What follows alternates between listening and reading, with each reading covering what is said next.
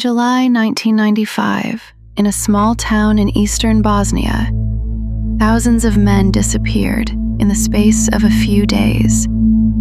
They were last seen walking away under guard. Most were never seen alive again. Srebrenica lay in a mountainous pocket of eastern Bosnia and Herzegovina, near the Serbian border. During the Bosnian War, it became a refuge for civilians fleeing ethnic violence in surrounding villages. By 1993, more than 40,000 people were crowded into the enclave, malnourished, undersupplied, and surrounded by hostile forces.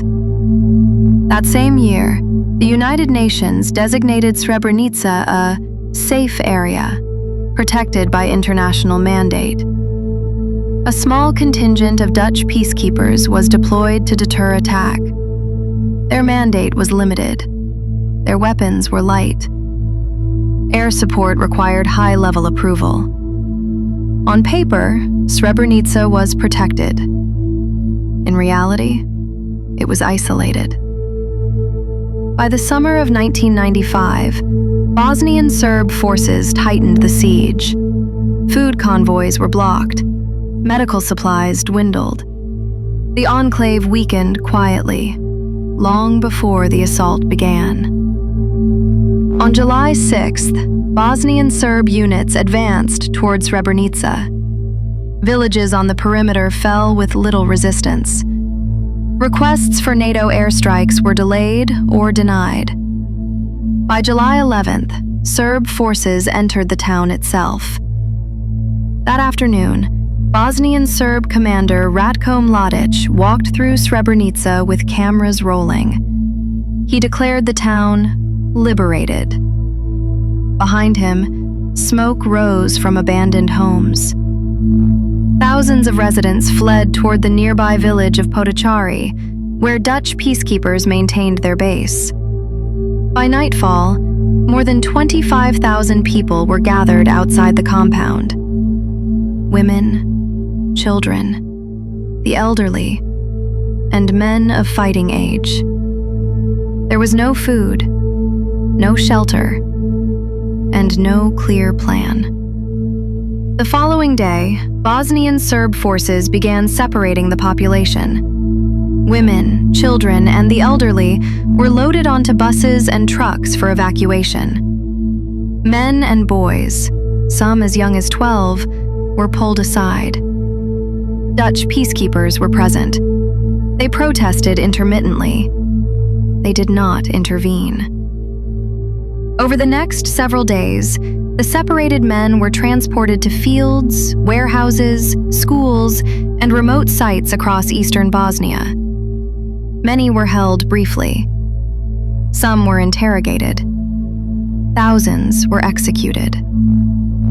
At the same time, a separate column of roughly 10,000 Bosniak men attempted to flee through the forests toward Bosnian government territory.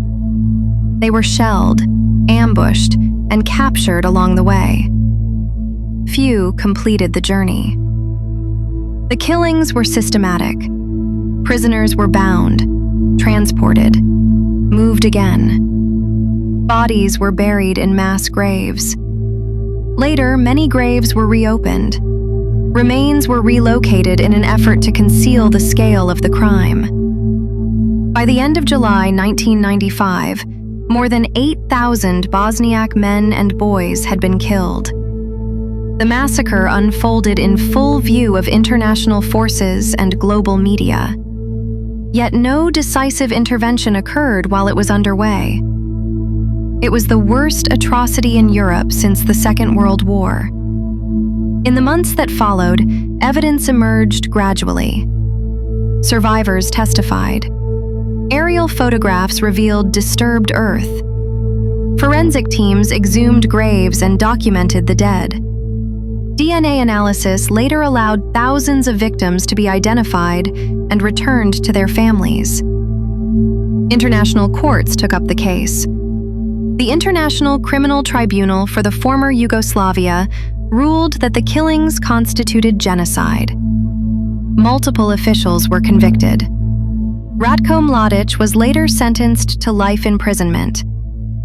Srebrenica reshaped international law and debates surrounding peacekeeping and civilian protection. But for those who lived through it, the consequences were immediate and personal. Families were erased. Communities were broken. The landscape itself became a map of loss. Each year, newly identified remains are buried at the Memorial Center in Potocari. The funerals continue decades later. What happened at Srebrenica did not occur suddenly.